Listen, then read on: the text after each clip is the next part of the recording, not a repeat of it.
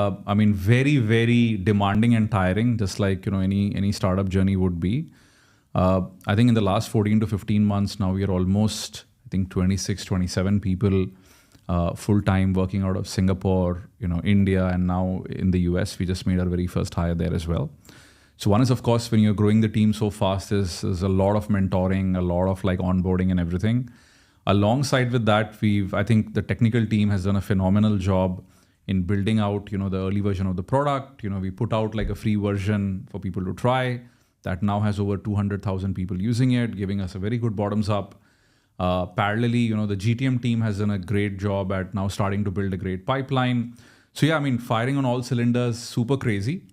As I mentioned, compared to the Wiz journey, the good and bad together is the fact that most people don't understand what browser security really is.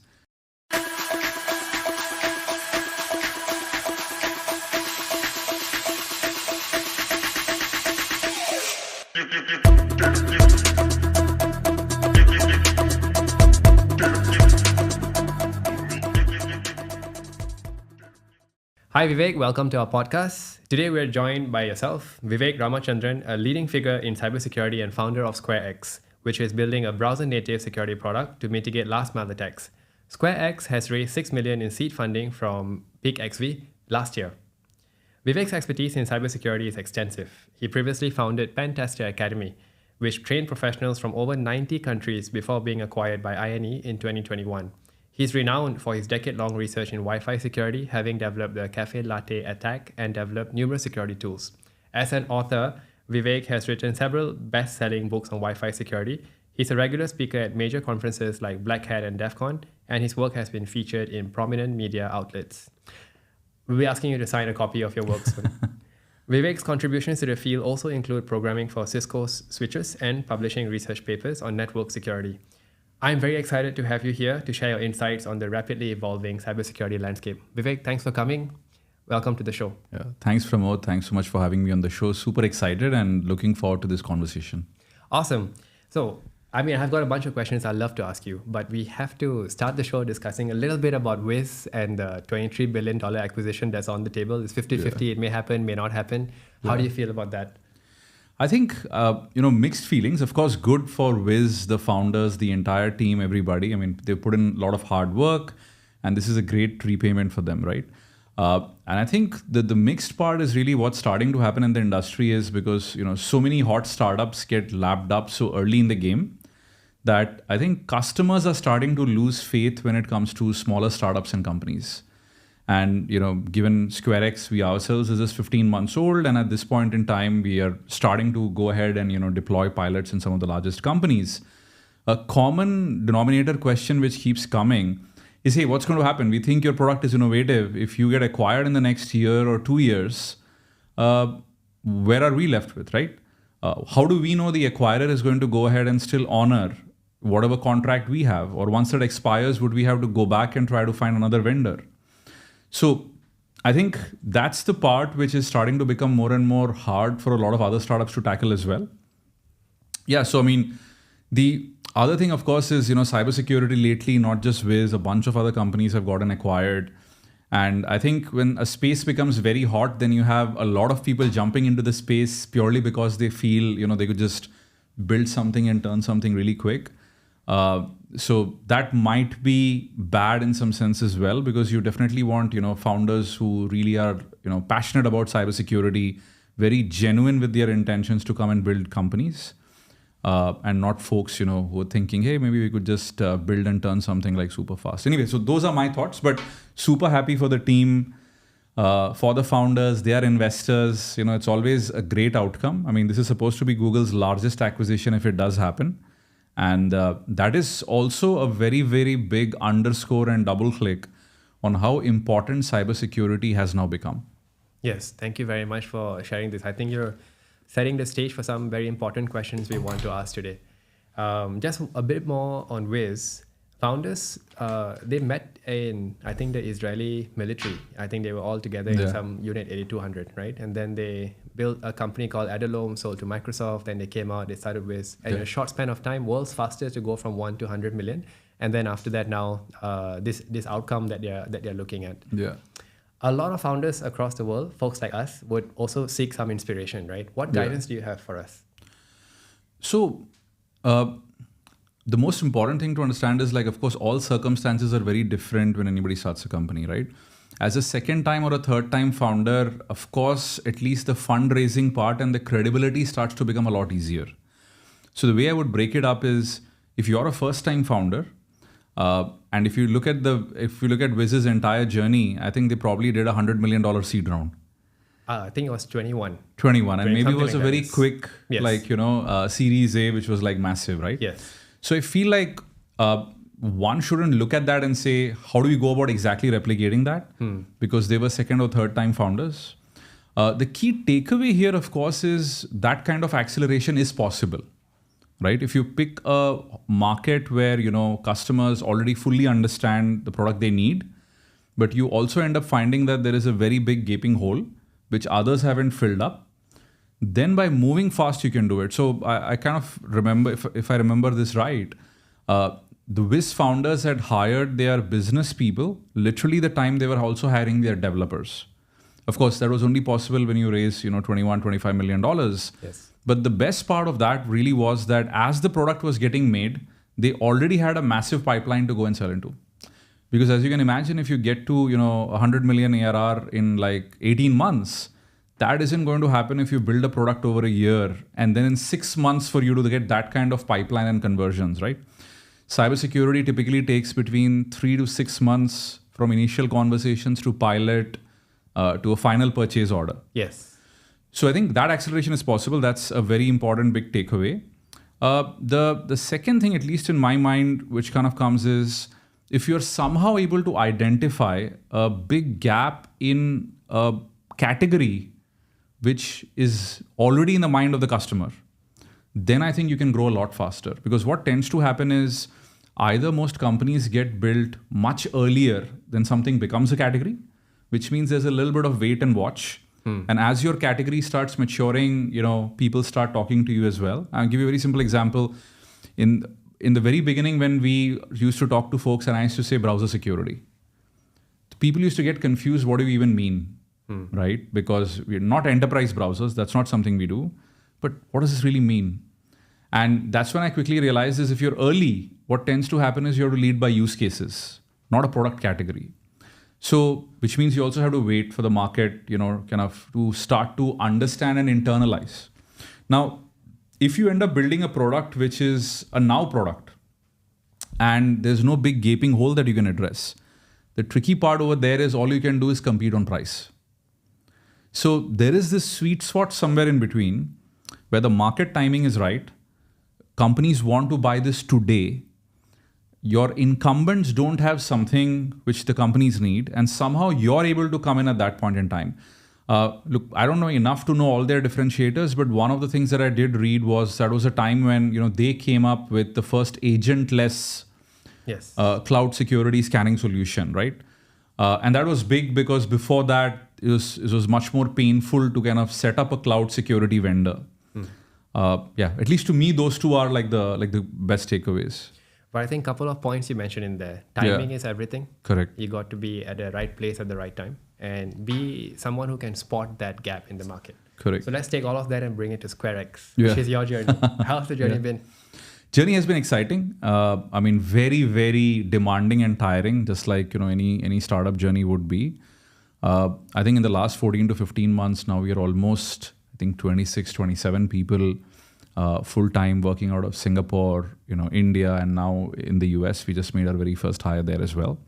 So one is, of course, when you're growing the team so fast, there's a lot of mentoring, a lot of onboarding and everything.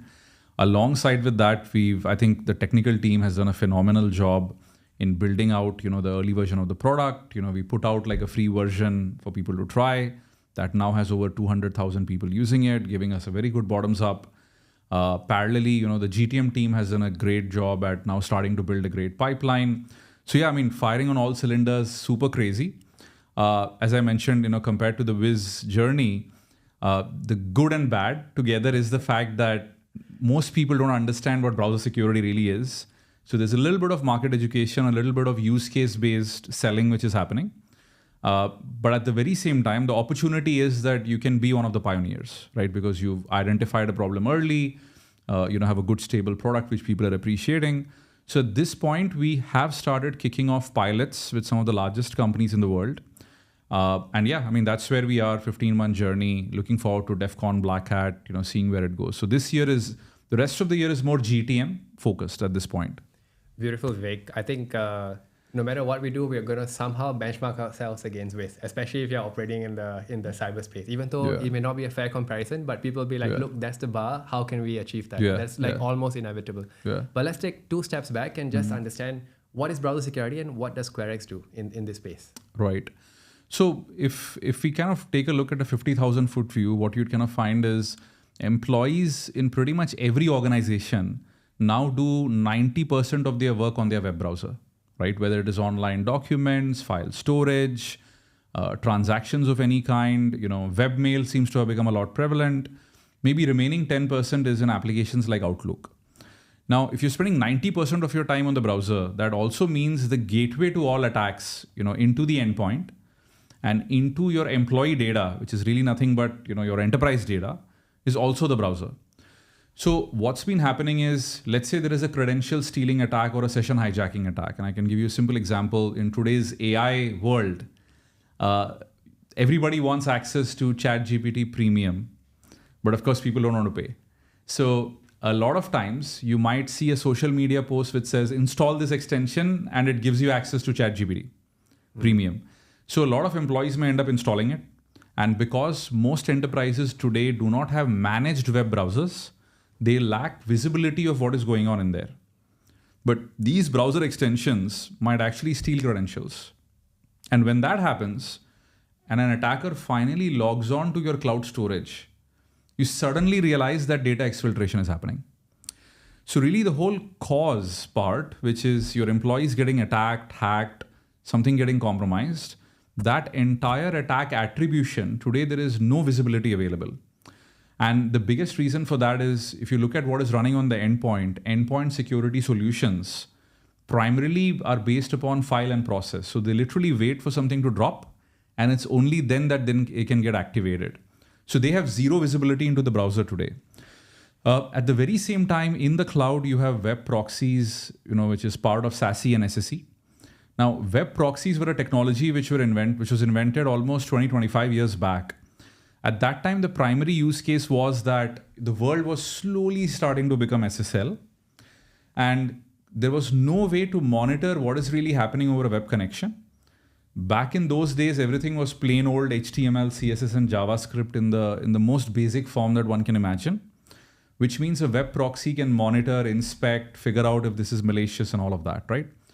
But now fast forward, almost 15 to 20 years, these solutions are kind of coming of age. And that is really where web proxies are unable to detect a lot of these attacks simply because they lack context of how the browser is rendering it, how the user is interacting, and so many other smaller things. So there is a big gaping hole at this point in time, which is enterprises aren't able to figure out how attackers are targeting employees. And even if an attack is ongoing, many a times they have no way to monitor it. So they have to wait for an effect, which is something gets stolen, and those stolen credentials or stolen session or whatever is used to cause further damage. So what SquareX is really building is a security product which is browser native. Now, to qualify the word browser native, we run entirely within the browser as a browser extension. And this browser extension has WebAssembly modules which do local detection, blocking and all of that. So our policy engine runs within your browser itself as soon as you install our extension. So this browser native product at any given point, whenever you're opening a tab, a window, or any activity, has access to all of these rich events. And based upon that, the detection algorithms and based upon the policies that you may have applied, end up detecting and deciding if something is malicious or something is bad behavior for your organization based upon the policies that you've set up. Now, once those policy hits happen, you can go ahead, block or isolate those web workflows. And so this entire, kind of platform to monitor and inspect any web workflow and decide whether you want to block and isolate it and eventually threat hunt is really what SquareX is building. Beautiful. This is a very detailed explanation. And I think all of us will appreciate it. Now, the gap that you have seen in the market, not many people are solving for it at this point. SquareX is one of the early folks. So it's a good question, right?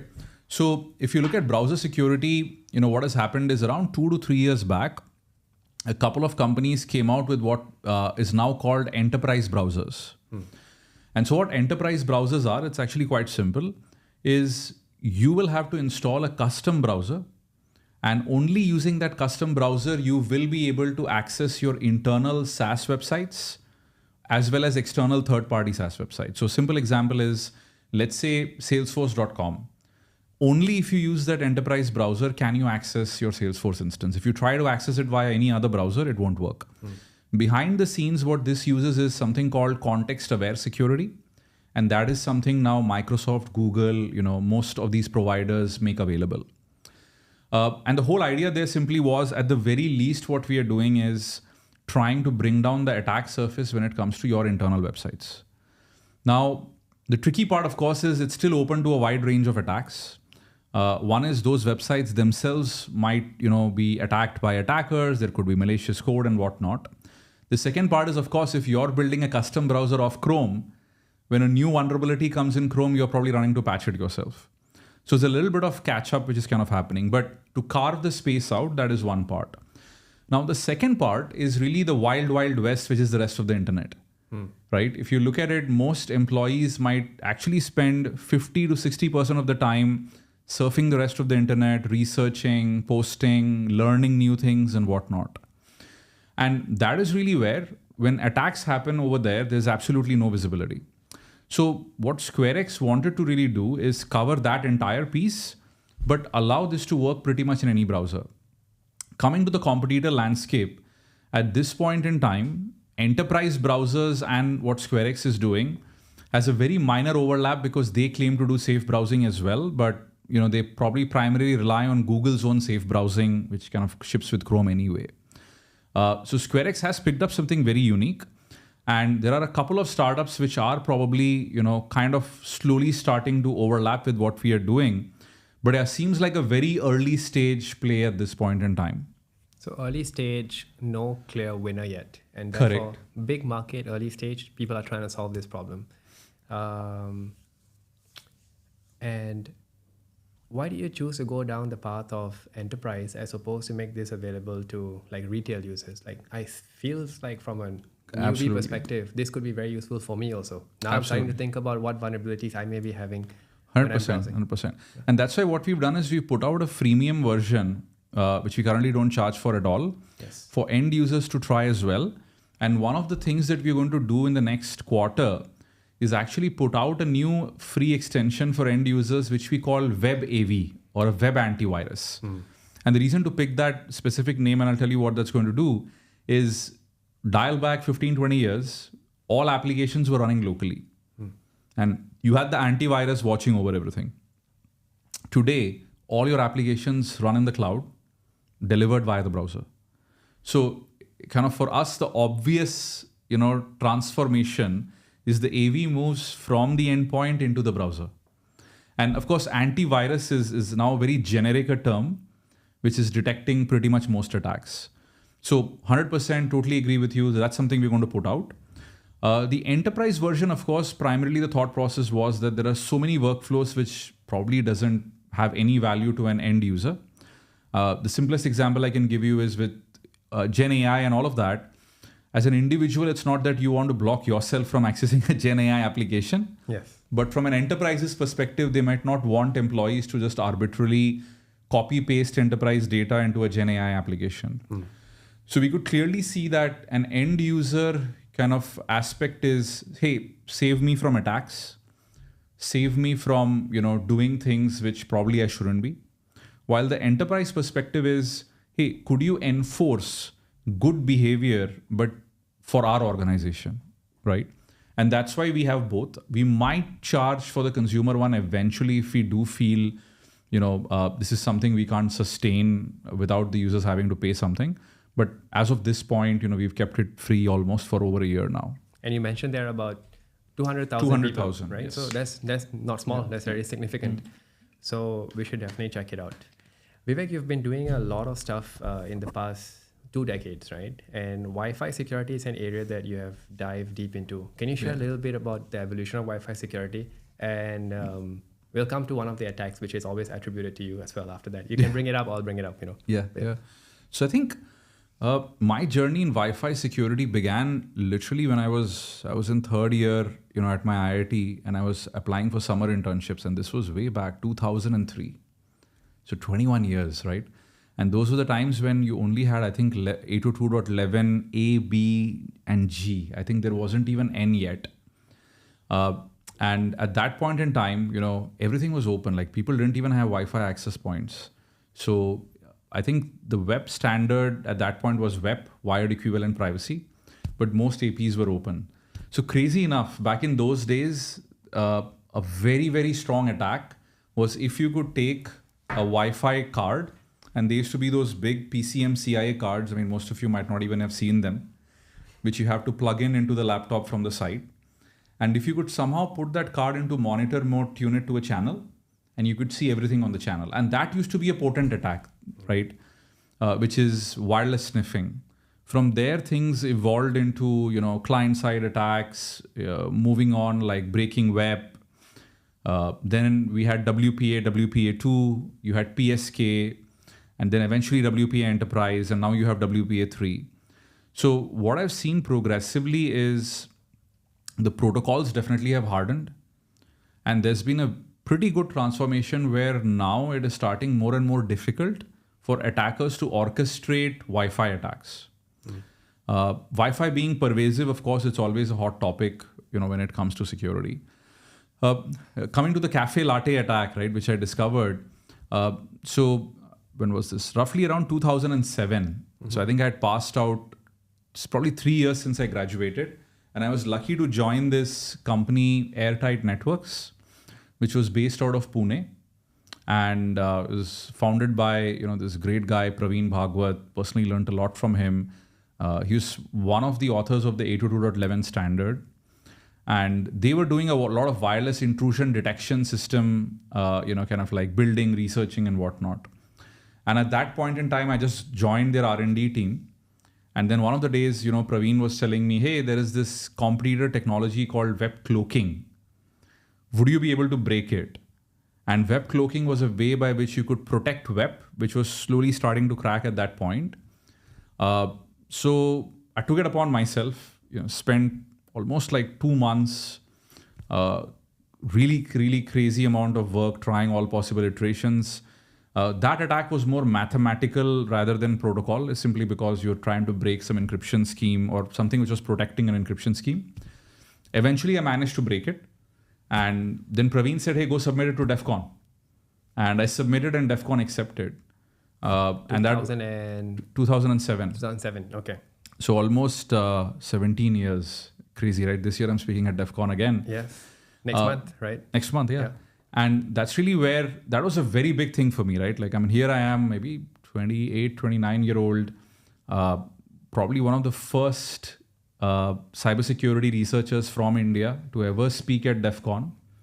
When there spoke, really loved the whole vibe of the hacker conference. At that time in time, I was so entrenched into web encryption and everything that was going on that I figured there were some peripheral things I wanted to investigate. And that's when, after DEF CON that year, I sat down and investigated a little bit and then figured out the cafe latte attack. So what the cafe latte attack was something very interesting, which is, let's say you're connected to a Wi-Fi access point with your phone, but now you are at the airport, very far away from your enterprise AP. Now at the airport, of course, nobody can crack your Wi-Fi key. But the cafe latte attack figured out a way by which we could create a fake access point with the same name as your enterprise AP, have you connect to us, and within just a few minutes crack the web key. And the reason it was called cafe latte is by the time you go to a cafe, sip on a latte, we already cracked your key. Very nice. Interesting. What did that do to you, Vivek? You started out and then you worked on this web cloaking technology, figuring out how to crack it. Then you worked on cafe latte. you have to tell us a little bit about this DEF CON vibe, which is attracting you back to DEF CON next month. We should come into that. But what did that do to you? Like, it sounds like this has influenced your career massively. Correct. So back in those days, you didn't have, like I was in India, you didn't have I think Flipkart was just coming, right? Yeah. So there was no startup ecosystem. Nobody was trying to build companies, right? And neither was I, actually. And what this, of course, did to me is, look, at every given point, you're trying to calibrate how good you are.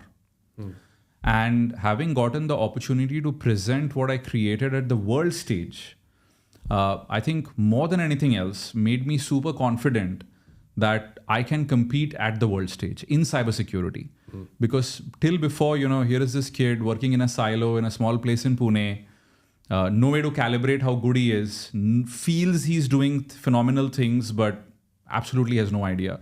So I think what that did is it basically told me, hey, you know what? I think I can now compete at a world stage. I can now go ahead and build things at a world stage in cybersecurity. So more of a confidence thing. Came back and quickly figured like I had my life's calling. And I did not want to now go ahead and, work on anything else apart from just doing research. So crazy, didn't want to start a company, never did. My perspective was simply, could I get enough time that I could do more research? And back in those days, by the way, if your research was published in some conferences, they'd pay for your airfare and accommodation. So I was like, all I want to do is find more attacks, publish it in conferences around the world, travel the world. Yes. I quit my job, came back into my parents' home. Which was where? Calcutta, Calcutta city, in a very small mezzanine floor, which was barely 200 square feet with an attached bathroom. And then I started just researching on stuff, right? Incidentally, what happened is I started telling myself, Vivek, you're researching all of this in a silo. How do you remember? Right? Because when you're doing something, you know every nuance. I told myself, why don't I shoot some videos and keep it so that I could refer it? But then I also thought, why not just put it online? By the way, think about it. YouTube, if I recall, was 2004. And this is still 2008, right? Like 4 years, YouTube is still entertainment. There is no Khan Academy. There is no Byju's. People aren't looking at online education yet. So anyway, one thing led to the other. I created securitytube.net, started posting these free videos. That ended up getting me over 100,000 unique visitors a month, which back in those days was big. All cybersecurity. People saying you have a knack for teaching. We love to learn this topic from you, learn that topic from you. And all of a sudden, one day a mail lands from ICT Academy Belgacom in Brussels. And they say, hey, our teachers are using some of your stuff. Could you come down and teach us? And crazy enough. Do you remember when this was? This would have been like 2009, I think, or 2010. Okay. And crazy enough, I looked at it and said, the exchange rate works in my favor. Right? Here I am. By then I had moved to Bombay, if I remember. Okay. And I said, exchange rate works in my favor. Why not just do a couple of these, make enough money as much as I used to in a regular job, and just research. So that kicked everything off. And one thing led to the other post that. So yeah, very accidental entrepreneur. I was not ever wanting to become nowadays it's crazy, right? I mean, you're talking about our common friend. And when I look at younger folks like yourself and him, you were kind of born at a time where, hey, startups, we should do this. This is really what is going to push the envelope. My time wasn't there, at least not in India. Yes, actually, to be specific, we are born at a time where it makes sense to, let's try this. If you don't try this, you're Exactly. giving up something valuable, right? So if in our circle, if you're working in a big company, then you'll be feeling this strong FOMO, fear of missing out, right? Correct. So we study companies, we look at how folks are building companies, we look at the trajectories, we look at product, we look at GTM, we try to organize ourselves, we try to map out talent and so on. And we're actually quite organized, right? Yeah. We discuss these things a lot. Yeah. But then in your time, one thing led to another, and then you came onto this path. You were talking about one thing led to another, and you created Pentester, right? That's what you're speaking about. So crazy enough, I started, I think the first 1.5 years, Yes. I probably did like 20, 25 countries and beyond.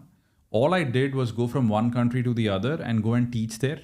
Saved up enough money, because of course, all bootstrapped, right? Like saved up enough money to start the first office in Bombay, hired the first few folks, and at some point I Sorry, started. Vivek, you are saying you saved up enough money to start your office. You didn't think of raising money at that time. That wasn't part of your thinking. No, Okay. no. Okay. So incredibly, what had happened was that, I had incidentally met one investor, and I forget his name now. It's been such a long time.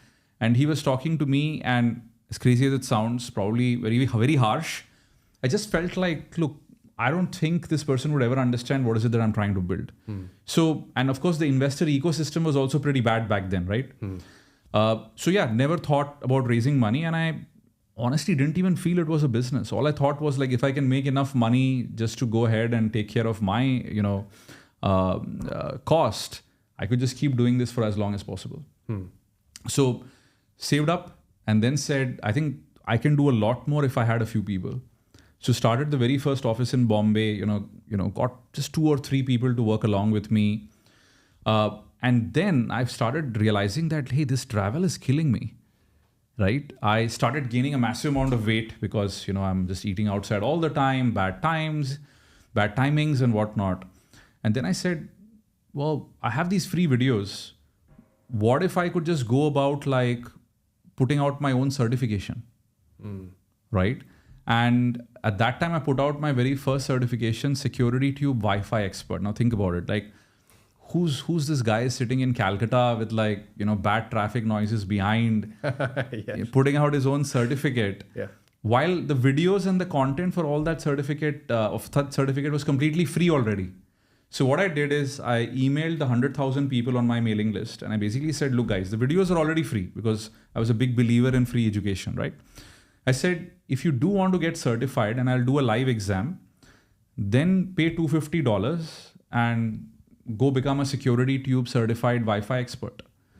And it was so crazy. I sent that email, not expecting much, came back after dinner, and I suddenly see PayPal has blocked us. And I can't figure out why, because I'm not even able to log in. And then once I'm able to finally, I see that if I remember over 1,000 people, right, had ended up paying in just that 1 to 2 days, which scared me because I thought people didn't realize the content was there for free. So then I mailed all of those folks telling them, look, you can get a refund because the content is free. Then they came back saying, Vivek, we've been using your stuff for the last 2 to 3 years. You helped me get a job. You helped me get this education versus so many others charging thousands of dollars. So this is our way to give back. So crazy enough, I probably was like the worst businessman back in the day. And because of the whole community thing, I feel I was very privileged and honored that people felt that they wanted to support my work. And that is really how I was able to hire more people. And then eventually I try to, create Security Tube training, which was just courses which were getting sold. Crazy enough, one of the days I was teaching in Brussels, suddenly I get a call, all courses are pirated, are on BitTorrent. Okay. And I'm thinking this is going to completely kill my online business.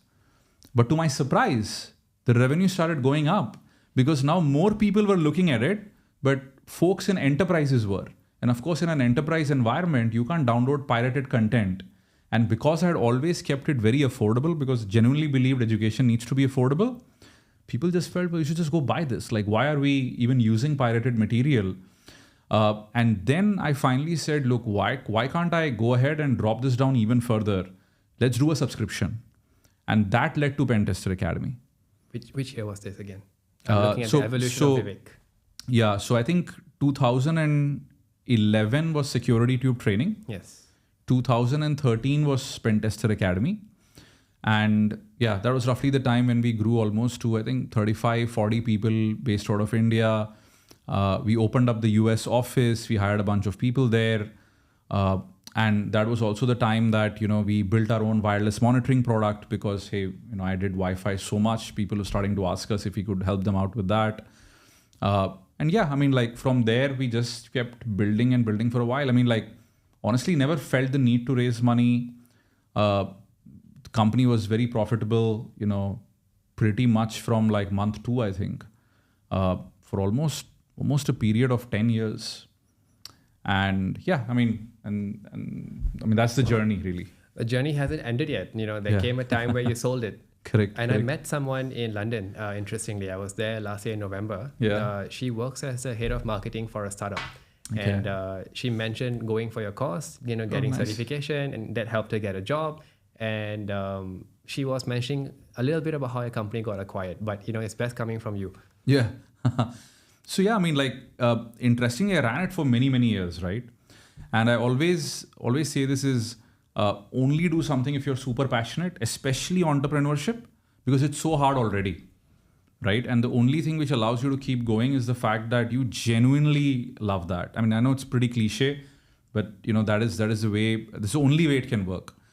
So I think after 10 years, 12 years, here's what was happening, right? I was researching on so many different topics that I could clearly see many gaps in enterprise security products as well. And at the very same time, I really felt like here I was like a monk in a Shaolin temple teaching others to go to war, but he himself has never gone to war, right? So I'm teaching, but I was itching inside to build more security products. We did the wireless monitoring one, sold very, very well. But I was like, look, I need to kind of go out there and do something in a dedicated way. At the very same time, what had happened was COVID hit. And everybody went back home, right? And people were just starting to buy training, quite a lot of training. And that's when our revenue started growing as well, really fast. And I felt like that is a very good time because I felt it was also very artificial, kind of push of these numbers going up. And that's something I advise, like, a lot of entrepreneurs who speak with me is like, you have, if you decide at some point that you want to sell a business, you have to time the market very correctly. There's unfortunately no science. There's only gut feeling. The same gut feeling with which you decided to take the leap. I think the same gut feeling you need to apply and say, you know what, this is the time to exit the business. I also felt by then, every 10 years, consumer behavior changes. And I felt the time that I had built this, people loved long, deep, technical, videos and learning and all of that. But things were changing, right? We were moving into a TikTok generation. Shorts, people had lesser attention spans. And I started seeing that a lot of the younger folks just wanted to do things fast because they wanted a job. Because security had also become very mainstream. The time when I started, if you went into DEF CON, you would find everybody who would just talk about research. Weren't talking about jobs, certifications, none of these things. So once something goes mainstream, you also have, a massive audience who comes in because they want jobs, and nothing wrong about it. I just felt that for me to have to pivot to this new generation of audience where just giving them very bite-sized chunks wasn't something that I would enjoy. Because, Vivek only enjoys the super deep tech stuff. I absolutely used to relish doing that research, explaining every aspect of it, versus me giving you a pop quiz or me giving you a CTF of a very unnatural, borderline scenario. And I felt if I'm not going to enjoy building for, learners, then that's a good time to exit. So a variety of different things. I also felt, of course, I had run it long enough to be frank, and COVID always brings to focus the mortality, of our own existence, right? And I did feel that I was, of course, growing older as well. And I felt it was important to park at least one good success. Yes. Where were you in the world at this point? By that time I had come to Singapore, by the way. Okay. So this was already like 2019. Yes. 2019, yeah. So by then people had been contacting us, and basically saying, hey, we would want to talk to you for acquisition. But I wasn't very interested before that, right? Because I enjoyed building it, and honestly, we were very happy with the way the company and our customers felt about us and everything, right? Even now when I go to conferences, I meet people who come up and say, I've used your stuff, right? It's so gratifying, so satisfying. So I think 2019, 2020 early time was when INE came, spoke to the CEO of the company, Richard McLean, if I remember correctly. I liked him a lot. I felt like he had the same educator mentality as I did. I'd spoken to a couple of others as well, where I felt like it was purely commercial, nothing wrong with it. But I wanted a good place as well, right, for what we had built out. And then INE was owned by Providence Equity, which is one of the largest private equity funds in America. And I felt like, some of their partners who were involved were also very nice, and at the very same time, they understood what we had done and everything. So anyway, so during COVID, without even meeting them face to face, completely over Zoom, we ended up doing the transaction. And if I recall, that was 2021 October, somewhere around that time. Yeah. Congratulations. Yeah, That's thanks. a big win, right? So from the time when Vivek is 28 years old, discovering and working on cloaking technology, to the time of Wi-Fi cafe latte attacks, to this time where you have actually built and sold a business, that was at least slightly more than a decade already. Correct. Then after going through all this, what made you feel like, okay, I need to do this again. I need to start another venture. What motivated you? Yeah. So couple of things, right? Like Pentester Academy was primarily doing red blue teaming trainings and all of that, which meant we had a very nuanced understanding of security products and how attackers bypass it. And that is really where, having been on the attacker side for a very, very long time, my perspective was like the defender's job honestly is a lot more difficult, right? Because the attacker only has to win once, the defender has to win every single time. Yes. And I also started feeling like, hey, this could be a much bigger challenge for me. But I thought about it for quite a while, to be honest, because look, building a company is a big responsibility, right? I mean, whether you get investors, whether you have people joining you, so you have to do it good by everybody, right? Like people join you at early stages purely because you convince them. So you want to make sure that, their career time isn't going to waste. Investors are investing because they have belief in you, right? You, again, don't want, that belief to be eroded. So in between, I took a detour, wrote a hacker comic book, and then I basically said that, hey, maybe I just do some creative stuff, right? Like, but of course, being deep technical, I keep reading the news, this startup is building this startup is building that, and you're like, I wish I should probably go back into the game again. So almost after a year and a half, if I remember, I finally said, okay, why not do this thing? But this time around, let me pick up something which is very, very impactful. And because cybersecurity training, you could only impart it to folks who wanted to get into cybersecurity. But could I target something which would tomorrow be as ubiquitous as the internet? So when I was looking around, various different problem spaces, I said, look, the browser is not going to change much maybe in the next 10 to 15 years. And even if it does, it will change slowly. Because look, you can't just change people's browsers overnight, which means we could adapt to the browser change if there was one. At the very same time, it's a gateway device. Your browser is your computer now.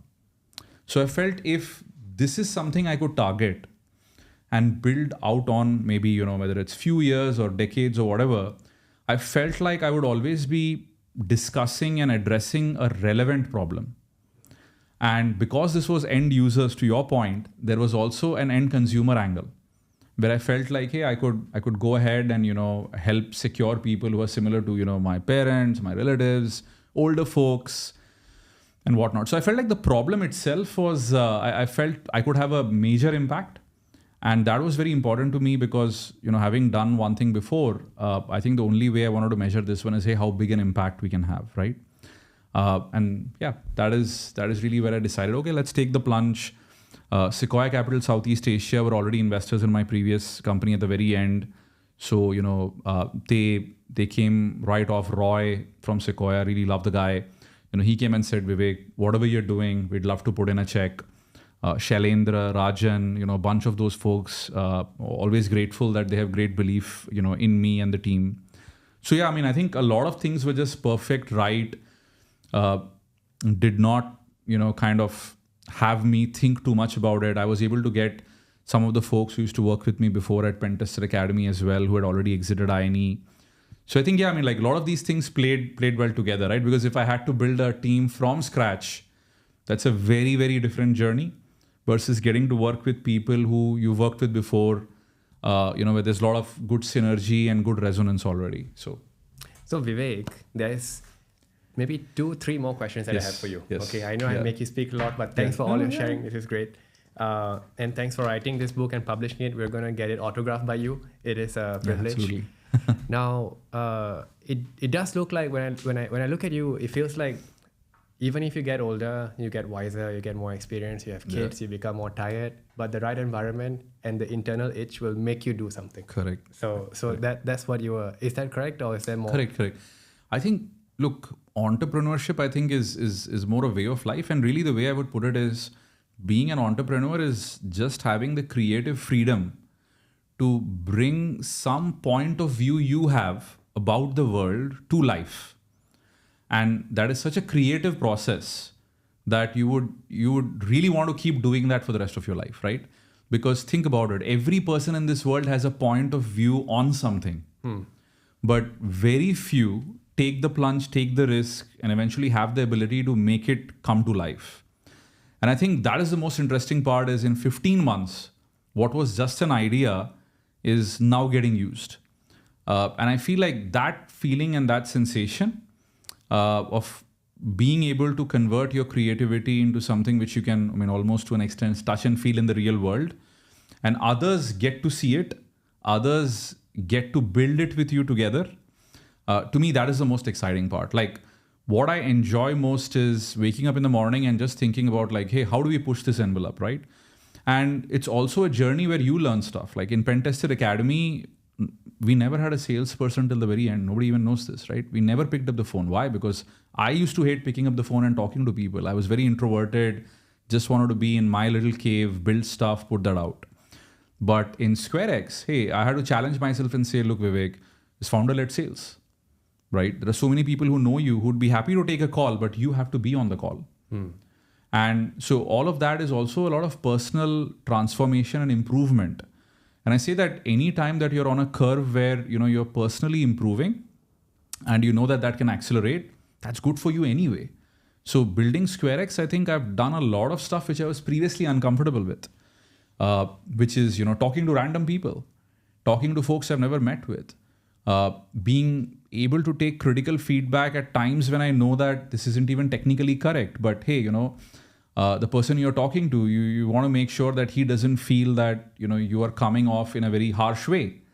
So there's so many things that you get to learn, but the whole idea really is, how much can you put yourself in an uncomfortable situation, and whether you thrive in that discomfort and whether you thrive in that chaos. And to me, that is important, right? I wake up in the morning and I say, okay, what is broken, which I can fix? And yeah, I think, as I said, like, some people enjoy and thrive in chaos. I think I'm one of them. Beautiful. Thank you for sharing this. Vivek, the last question that I have for you, because you have spent time in this space for so long, how do you feel about somebody who is getting started in the field now from Southeast Asia versus, let's say, Tel Aviv? I'm talking about cybersecurity, right? Correct. Tel Aviv versus, let's say, the US. Correct. Is there a better place to start? Do you have a preference? Like the chance of success of somebody who is building from this part of the world versus somewhere else? Yeah. So I'll tell you, the equalizing part here is that the information is available now to everybody, right? You have, MIT lectures, you have every single thing, conference talks, everything goes online. So I think when it comes to having access to the same information, I think that is pretty democratized. Two things still aren't. One is access to mentors, and the second is access to opportunities, right? And I think access to mentors is a real problem, because of the fact that a lot of times, when you're along your way, you really want to talk to people who've done it before. Not necessarily because you want to follow their path, but simply because of the fact that they can relate best to you, and sometimes that advice is valuable. And opportunities is if you have a large number of cybersecurity companies where you can go in, talk, work with, you start to understand the culture of building a cybersecurity company. I would say, unfortunately, right now, pure cybersecurity, definitely Israel and America have that to their advantage. Now, does that mean you can't do it here? No, doesn't mean that at all. Like PingSafe is an example. I was an investor into PingSafe. Anand and the team kind of like pulled it off. Yes. I feel when something is a disadvantage, the only thing you can do is try your best to learn, try your best to collaborate. So one of the things we've done is I've gotten investors, advisors from all over the world into the company, right? The founder of DEFCON and Black Hat is one of our investors and advisors. I have, a couple of Israeli founders, Slavik, Dan and Guy, who used to previously be the founders of Demisto as part of our angel group as well, right? Including Rishi, who was part of that as well. So I think wherever you don't have immediate access, the world is flat. go travel. And I make it a point to go travel to, America at least once every 2 or 3 months. Yes. And go and meet people who are making and shaping the industry. Be humble that you can walk in and basically say, look, I don't know anything about this. Could you help me with this? Right? And I think if you approach things with humility, if you approach things with a pure learning mindset, I've seen that people generally want to help. Now, not still something which can equalize with someone in that ecosystem, but this is the best chance you have, right? And of course, be open to doing whatever it takes. I say that, if you are a startup founder or even somebody beginning, in cybersecurity, your goal should be winning, not surviving. And I think if you create a winning mindset, which basically means avoid failing under all circumstances, over a long period of time, that compounds, and you generally end up winning at least to some degree. That's what I feel about this. Thank you. I mean, there's a reservoir of knowledge inside you. I'm glad we got a glimpse of it and would love to talk to you more and more over time. Thank you so much, Vivek, for your time today. This is a product that came during COVID times, right? Yes. Would love to get your autograph. This will be put on in our office, and I'll be telling everybody about this story.